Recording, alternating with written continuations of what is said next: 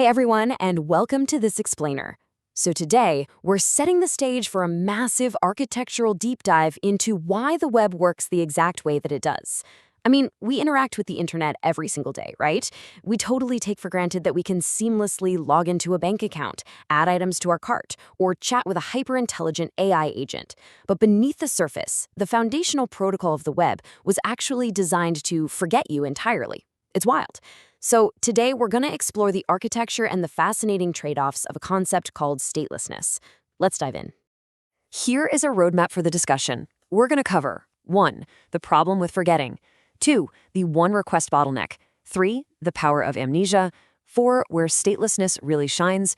5. Scalability versus bandwidth. And finally, 6. Mastering the stateless web. So let's kick things off with part 1, the problem with forgetting. To really hook into this concept, we need to frame statelessness not just as some dry, boring technical specification, but as a genuinely bizarre behavioral quirk of the internet. Think about it for a second. Why does the web constantly forget you? If you walk into your local coffee shop, the barista probably remembers your order from 2 minutes ago. But on the internet, the foundational protocol has complete and total amnesia. And this brings us to a really clear definition. By design, HTTP is a stateless protocol. Literally, this means that every single request sent from a client to a server is treated as a completely independent event. Even if multiple requests come from the exact same client, just milliseconds apart, the receiving server retains absolutely zero active memory of the previous requests. Each request essentially lives on an island. It has to contain all the necessary information for the server to understand and process it in total isolation. So when a client, like your laptop, sends a request and the server responds, their transaction ends right there. The connection drops and the server completely forgets the laptop ever existed. The moment it's over, it's over. If your laptop comes back a second later and says, "Hey, it's me again," the server basically looks at it blankly and goes, "I have absolutely no idea who you are." Which leads us to part 2, the one request bottleneck.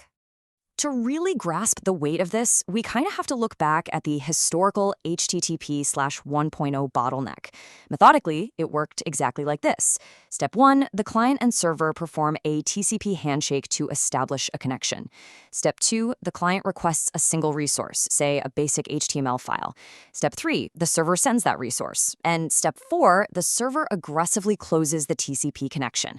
That's it. One resource per request. Just take a second and let the sheer inefficiency of that sink in.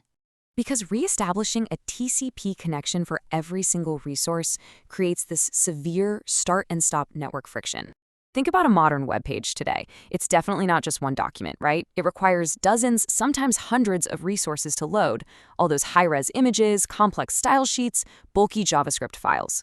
Opening and closing a brand new connection for every single one of those elements became incredibly expensive and painfully slow.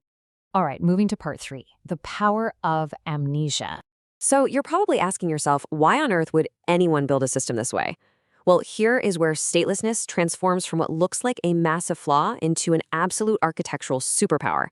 Because the server remembers nothing, we achieve what's called horizontal scalability. You can easily just add more servers to handle massive traffic spikes, and you can spin them right back down when demand drops. And the best part? You do not have to worry about untangling complicated shared memory states across all those different machines.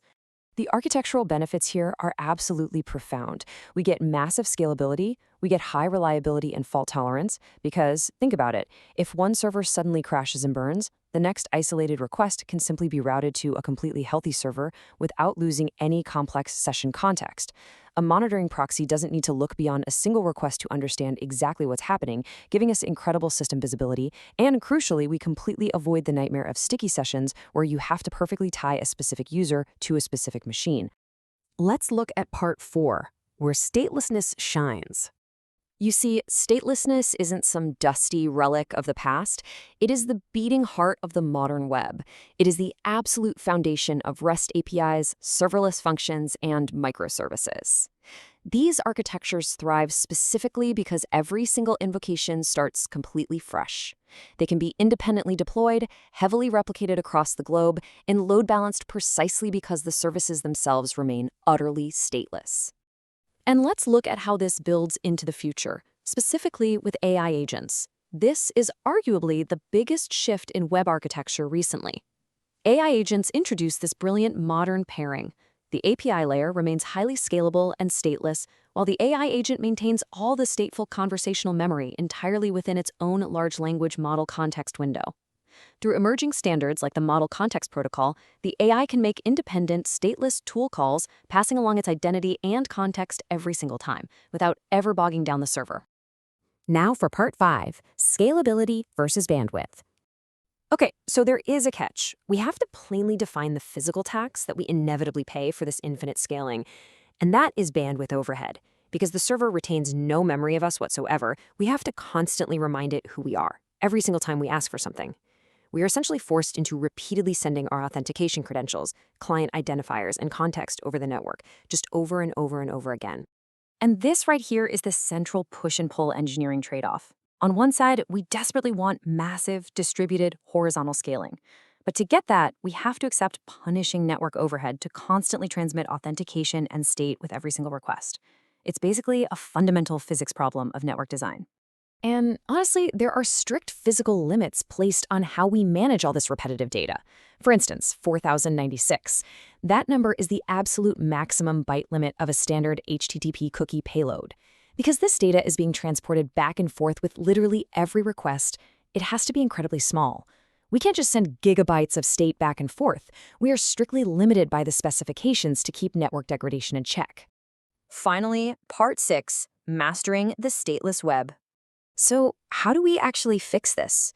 How do we bridge the gap between state and scalability? Well, to build stateful experiences like an e-commerce shopping cart on top of a stateless protocol, we offload that memory to external mechanisms. We use server-side sessions, where a super-fast in-memory database like Redis holds the state, and the user just passes a tiny little session ID pointer. Or we use client-side tokens, like JSON Web Tokens, where the state is cryptographically signed and held by the user themselves. And then we use cookies as the automated transport mechanism to ferry all this crucial data back and forth. The really crucial point here is how client-side tokens perfectly represent our core tension.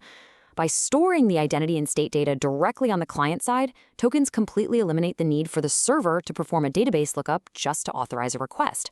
This beautifully favors massive distributed scale, but it trades away server memory for a slight increase in bandwidth overhead, since those tokens have to hitch a ride on every single HTTP call. Which brings us to our ultimate takeaway for today. Statelessness isn't a limitation. It's not a bug, and it's certainly not an oversight. It is a deliberate, brilliant architectural trade-off. It is literally the engine that powers the limitless scale of the modern internet. By forcing servers to forget, we freed them up to scale endlessly. I want to leave you with a final, somewhat provocative thought. If statelessness built the web we have today by trading bandwidth for massive scale, how will these exact same trade-offs shape the hyper-distributed, agentic AI networks of tomorrow? As AI models carry more and more complex state right inside their context windows, the stateless API layer is only going to become more vital. Thank you so much for joining me on this explainer, and keep questioning the architecture beneath the surface.